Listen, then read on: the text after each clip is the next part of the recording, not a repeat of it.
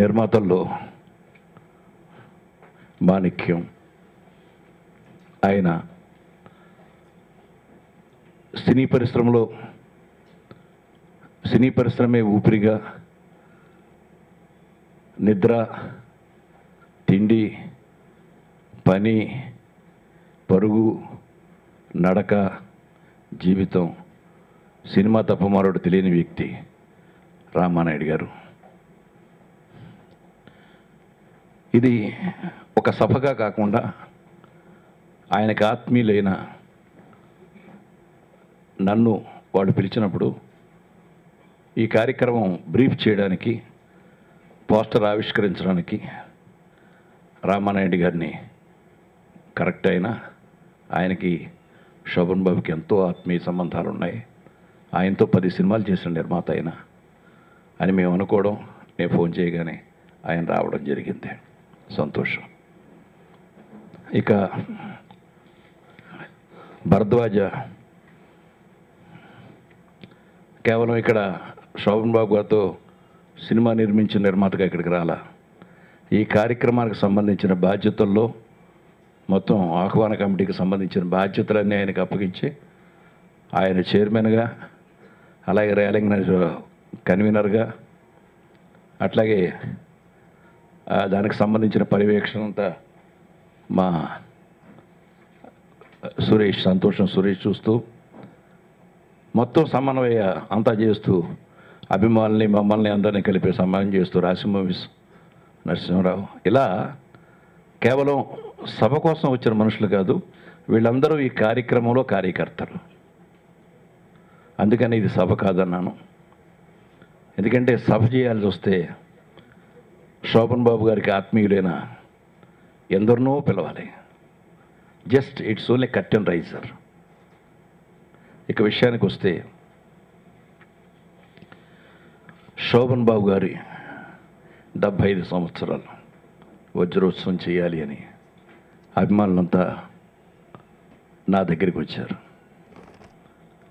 మీ అందరికీ తెలుసు నాకు శోభన్ బాబు గారికి ఉన్న అనుబంధం ఏమిటో. ఏ రోజుని నేను ఆయన పేరుతో పిలవలేదు, ఆయన నన్ను పేరుతో పిలవలేదు. నేను అసిస్టెంట్ డైరెక్టర్గా చేసినప్పటి నుంచి, నేను రైటర్గా ఉన్నప్పటి నుంచి, నేను దర్శకుడు కాక ముందు నుంచి మా ఇద్దరి మధ్య ఎంతో అనుబంధం. దర్శకుడు కాకముందు ఒక 10 సినిమాలు రచయితగా కానీ అసోసియేట్ డైరెక్టర్గా కానీ పనిచేశాం. డైరెక్టర్ అయిన తర్వాత దగ్గర 10 సినిమాల దాకా మేము కలిసి చేసాం. అదృష్టం ఏమిటంటే అన్ని అద్భుతమైన చిత్రాలు, చరిత్రలో మర్చిపోలేని చిత్రాలు. మా ఇద్దరి అనుబంధం ఎటువంటిదంటే వైజాగ్లో మేము షూటింగ్కి వెళ్ళి 25 రోజులు 26 రోజులు ఇద్దరూ ఒకే రూమ్లో ఒకే బెడ్ మీద పడుకున్నాం. ఇది మా ఇద్దరికి ఉన్న అనుబంధం. మా ఇద్దరి మధ్య దాపరికాలు, నా పర్సనల్ విషయాలు కానీ ఆయన పర్సనల్ విషయాలు కానీ ఎప్పుడు దాపరికాలు. అలా మేము కలిసి బ్రతికాం. అలాంటి మనిషి ఆయన ఎవ్వరూ ఊహించలేదు ఆయన ఆ విధంగా వెళ్ళిపోతాడని. ఎందుకంటే ఎప్పుడు కలిసినా ఎలా ఉన్నావు బావా అంటే, నాకేం 96వ సంవత్సరంలో అడుగు ఈ మాట, నేను 97 దాకా ఉంటా అనేవాడు. ఏంటి 97, 100 ఎందుకు కాదంటే 3 గ్రేస్ ఇచ్చేసాను అని చెప్పేవాడు. అంటే he was so confident about his health. అలాంటి ఆయన ఊహించలే అసలు. ఎవరికైనా ఏమైనా జరుగుతుంది అనుకుంటా కానీ సచ్ ఎ డిసిప్లిన్డ్ మ్యాన్. ఆరోగ్యం విషయంలో కానీ, తిండి విషయంలో కానీ, ఎవరితో మాట్లాడడం విషయంలో కానీ, సంస్కారం విషయంలో కానీ అన్నింటా వెరీ డిసిప్లిన్డ్ మ్యాన్. అలాంటి మనిషి అంత సడన్గా వెళ్ళిపోతారు అనుకోలే. అది మమ్మల్ని ఎంత అచైన్యవంతులను చేసిందో అంతకంటే ఎక్కువ అభిమానులు కలిచివేసింది. శోభన్ బాబుకి ఇంతమంది ఫ్యాన్స్ ఉన్నారనేది యథార్థంగా చెప్తున్నాను, ఆయన పోయిన రోజు వరకు నాకు తెలియదు. ఎందుకంటే ప్రతి చోట ప్రతి ఫంక్షన్కి హీరోలు అభిమానులు చాలా హడావిడి చేసేవారు. బస్సుల్లో ట్రైన్లో వచ్చేస్తుండేవారు. ఈయనకి లేడీసే అభిమానులు ఎక్కువ మంది అనుకునేవాడిని. కానీ ఆయన చనిపోయిన రోజున మద్రాసులో పూర్ణ వర్షం పడుతుంటే శాంతినికేతన్కి బాడీని తీసుకెడుతుంటే ఆ వెనక తరలి వచ్చిన వేలాది మంది ప్రజల్ని చూస్తుంటే ఎక్కడెక్కడి నుంచి వచ్చారో, ఏ ప్రాంతాల నుంచి వచ్చారో తెలియదు. అంటే ఇంతమంది ఓకే, ఆ రోజున ఏదో ఒక ఎమోషన్తో వచ్చారనుకుంటే, తరువాత అందరూ కలిసి ఒక రోజున వచ్చి రాజమండ్రిలో కాంస్య విగ్రహాన్ని ఓపెన్ చేస్తున్నాం అన్నారు. మీ చేతుల మీదుగా ఓపెన్ చేయాలన్నారు. వెడితే ఆ గోదావరి రోడ్డు, అటు గోదావరి ప్రవాహం ఎలా ఉందో అలాగే రోడ్డంతా అభిమానుల సందోహం. ఆ తర్వాత కర్నూలులో విగ్రహావిష్కరణ అన్నారు. మిట్ట మధ్యాహ్నం ఎండలు పగిలిపోతుంటే 4 గంటలకు రావుకాలం 4:30కు వస్తుంది. 4 గంటలకే ఓపెనింగ్ పెడితే కర్నూలు మెయిన్ రోడ్ విగ్రహం దగ్గరికి చేరడానికి 40 నిమిషాలు పట్టింది. సభ పెడితే అసలు కూర్చోడానికి ఎవరికి చోట్లేదు. తర్వాత 24 అన్ని జిల్లాల నుంచి కలిసి కొందరు రిప్రజెంటేటివ్లు మాత్రం కలిసి వస్తే మా ఇంటికి 120 మంది అయ్యారు. కుర్చీలు చాలా. ఒక్కొక్కరు ప్రొఫెషనల్స్, వృత్తుల్లో ఉన్నవారు, ఉద్యోగాల్లో ఉన్నవారు, వ్యాపారాల్లో ఉన్నవారు, టెక్నికల్గా ఉన్నవారు, అందరూ కూడా ఒక మంచి పొజిషన్లో ఉన్న అభిమానులు. ఒక సినిమా ఆర్టిస్టు, ఒక ఆర్టిస్ట్ చచ్చిపోతే చనిపోయిన తర్వాత ఎంతమంది గుర్తుపెట్టుకునే వాళ్ళు ఉన్నారో నాకు తెలియదు. బహుశా వారసులుంటే గుర్తుపెట్టుకోవచ్చు, కానీ నీకు వారసులు లేరు. వారసులు సినిమాలకు సంబంధం లేదు, వ్యాపారం చూసుకుంటున్నాడు.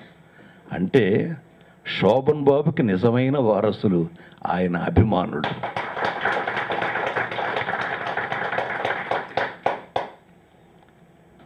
తరువాత తరం కూడా ఈ అభిమానుల బిడ్డలే వాళ్ళకి వారసులుగా ఉంటారు.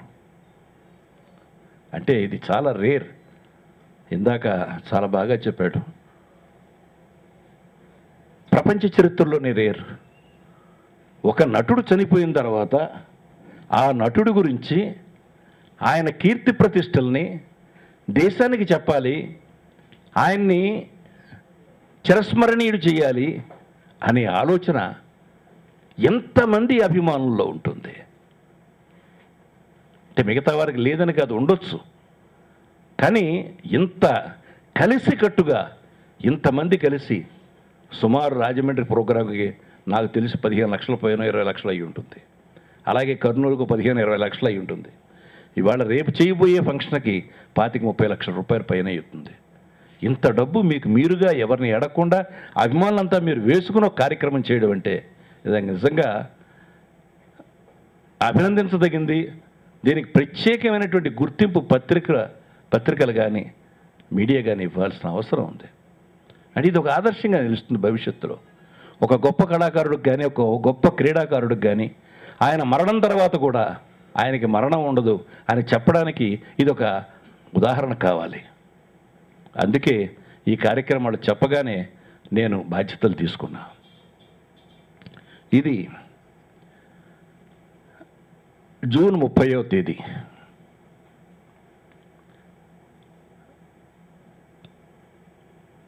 మన శిల్పకళా వేదికలో ఈ ఫంక్షన్ జరుగుతుంది. దీనికి ముఖ్యమంత్రి గారిని ముఖ్య అతిథిగా ఆహ్వానించడం జరిగింది.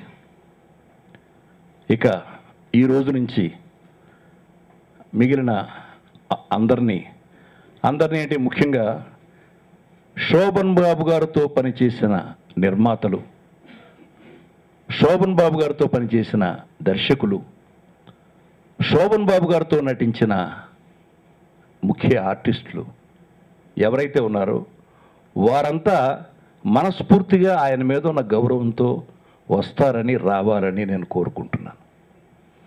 మనిషి బ్రతికుండగా వేదిక మీద సన్మానాలకు రావడం కాదు, మనిషి పోయిన తర్వాత ఆయన్ని గుర్తు తెచ్చుకుంటూ ఒక ట్రిబ్యూట్ పే చేయడం అనేది, ట్రిబ్యూట్ ఇవ్వడం అనేది పెద్ద సంస్కారం. కాబట్టి నేను వీలున్నంత వరకు అందరికీ నేను డైరెక్ట్గానే ఫోన్లో కాంటాక్ట్ చేస్తాను. వారు వస్తే చాలా సంతోషిస్తాను. ఎందుకంటే ఇది హంగు ఆర్భాటంతో జరిగే కార్యక్రమం కాదు, కేవలం హృదయంతో జరిగే కార్యక్రమం. డబ్బులు ఖర్చు పెట్టి విమానాల్లో మనుషులను తీసుకొచ్చి స్టార్ హోటల్స్లో పెట్టే స్తోమత అభిమానులకు లేదు. ఏమాత్రం శోభన్ బాబు మీద గౌరవం ఉన్నా ఫోన్ చేస్తాం. మద్రాసులో ఉన్న కళాకారులు కానివ్వండి, లేదా బెంగళూరులో ఉన్న కళాకారులు కానివ్వండి, నిజమైన అభిమానం ఉంటే దయచేసి మీరు రండి అని మీ పత్రికా ముఖంగా నేను తెలియజేస్తున్నా. రండి అంటే జస్ట్ మీరు బయలుదేరి వచ్చేయండి అని చెప్పాం. మీరు రావడానికి ఏర్పాటు చేస్తాం, మీరు ఇక్కడ ఉండడానికి ఏర్పాటు చేస్తాం. 5 స్టార్లో ఏర్పాటు చేయలేకపోయినా మీ గౌరవానికి తగ్గకుండా మాత్రం చేస్తాం. సో ఇది నేను ఆర్టిస్టులకి, టెక్నీషియన్స్కి, ఆయనతో పనిచేసిన వాళ్ళకి నేను మీ ద్వారా నేను విన్నవించుకుంటున్నా. శోభన్ బాబుకి నాకు చాలా క్లోజ్ రిలేషన్షిప్ మాది. Not like a hero. ఆయన మా పిక్చర్లో హీరోగా కాకుండా ఒక సొంత మనిషిలాగాను యాక్ట్ చేస్తుండేవాడు. అండ్ అవుట్డోర్ పోయినా కానీ చాలా సింపుల్గా మేము ఇద్దరం ఒక రూమ్లోనే మంచాలు లేవనంటే బయట చాపేసుకొని వరండాలు పడుకుందామండి బాగుంటుందండి అని అట్లా వెరీ సింపుల్ మ్యాన్. కాశ్మీర్ పోయినా కానీ అన్ని చోట్లకు పోయినా చాలా సింపుల్గా ఉండేవాడు. తను ఆ పిక్చర్లో చేసిన సోగ్గాడు కానివ్వండి, ఇవన్నీ కూడా చాలా ముందడుగు, మండే గుండెలు, ఇవంతాను చాలా పెద్ద hit pictures. Very disciplined hero. టైమింగ్కి రావటం, కరెక్ట్గా ఈవినింగ్ అయ్యేటప్పటికి టైమింగ్కి వెళ్ళిపోవటం. మొట్టమొదట పిక్చర్ యాక్సెప్ట్ చేసేటప్పుడు స్టోరీ ఏమిటి అనేది వింటాడు. తర్వాత ఏదన్నా తనకు ఏదన్నా అనుమానాలు కానీ ఏదైనా ఉంటే చెప్పటం, అంతే. ఇక తర్వాత ఈ నెవర్ ఇంటర్ఫియర్ ఇన్ ఎనీథింగ్.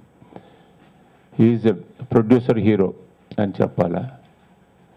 వారు కుటుంబంతో కూడా నాకు చాలా, ఎప్పుడు మేము ఒక ఫ్యామిలీ మెంబర్స్ లాగా కలవటం. ఎప్పుడన్నా ఇంటికి పోయినా, ఎప్పుడు ఏదన్నా కానీ ఎనీ అమౌంట్ ఏదైనా వస్తే ఇమీడియట్గా దాన్ని ఒక ఇన్వెస్ట్ చేసేవాడు. దాన్ని వృధాగా ఖర్చులు పెడతాను కానీ ఎప్పుడు ఉండేవాడు కాదు.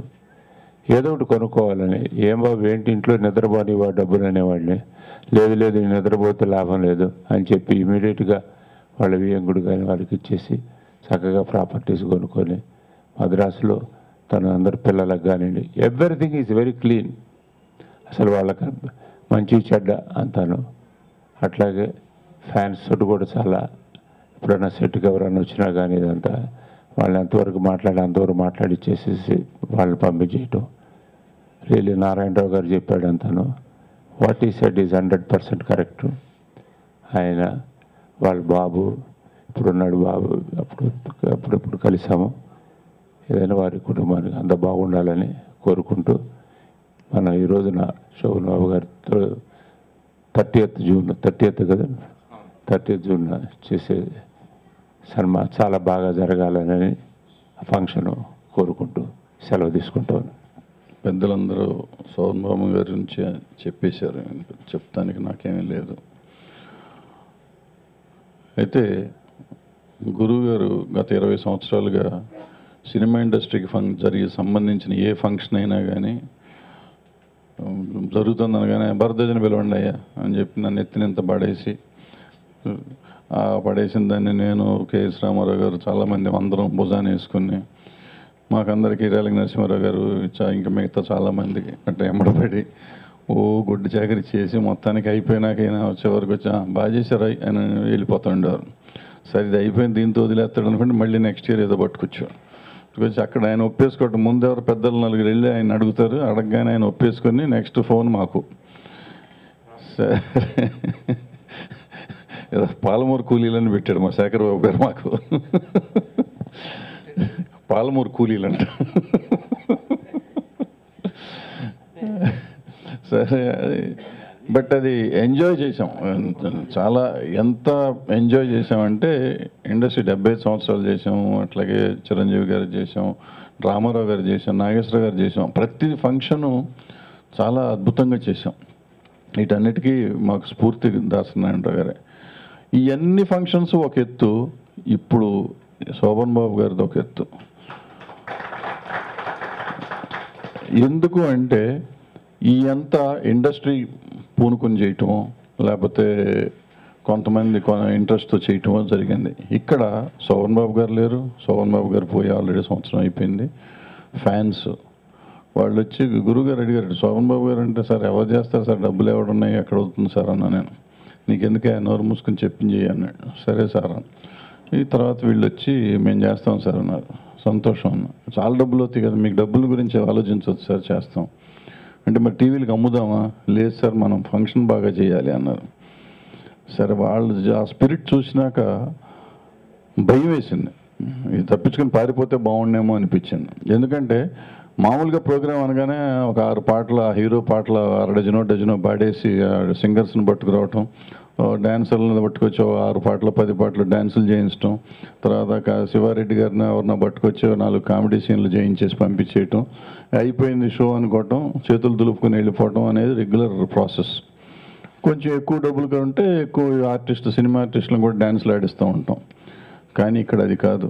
ఇక్కడ శోభన్ బాబు గారికి ఒక ట్రిబ్యూటు, శోభన్ బాబు గారి ఫ్యాన్స్ కమర్షియల్ ఐడియా లేకుండా ఒక ఉద్దేశంతో, మంచి ఉద్దేశంతో చేస్తున్నారు. దీన్ని ఏం చేయాలి, మామూలుగా చేయాలంటే చాలా ఈజీ. రేపు సంతోషం సురేష్ కానీ నేను కానీ ఒక నిమిషంలో ప్రోగ్రాం చేయటం అనేది చాలా ఈజీ. కానీ ఈ ప్రోగ్రాం ఎలా చేయాలనేది అసలు ఇప్పటికీ అర్థం కావట్లేదు. కానీ ఒక గ్యారంటీ ఇస్తాం, ఆ షోకి వచ్చిన వాళ్ళు వెళ్ళిపోయినాక 1 సంవత్సరం దాకా శోభన్ బాబు గారిని మర్చిపోలేని పరిస్థితి వస్తుంది. అలాంటి ట్రాన్స్లోకి తీసుకెళ్ళగలిగే పరిస్థితికి తీసుకురావాలని, దానికి మీ అందరి సహకారం కావాలని. సరే మా గురువు గారు అప్పుడప్పుడు వెనకాల నుంచి మమ్మల్ని తిడతా ఉంటారు, సరిగ్గా చేయండి అంటూ ఉంటారు. చేస్తామని గ్యారంటీ ఇచ్చి మా మీద ఇంతకాలం నమ్మకంతో ఆయన మమ్మల్ని ముందు నడిపిస్తున్నందుకు ఆయన్ని గౌరవించాలంటే ఈ షో బాగా చేయాలి. మిగిలినవన్నీ బాగానే చేయలేదని కాదు, బట్ ఇక్కడ మేము ప్రూవ్ చేసుకోవాలి. అది ప్రూవ్ చేసుకోవాల్సిన అవసరం లేదు, వాళ్ళు ప్రూవ్ చేసుకోవాల్సిన పరిస్థితి వచ్చింది. మాకు పరీక్ష పెట్టారు, ఆ పరీక్షలో నెగ్గుతాం అని ఆశిస్తూ సెలవు తీసుకున్నాం. Thank you.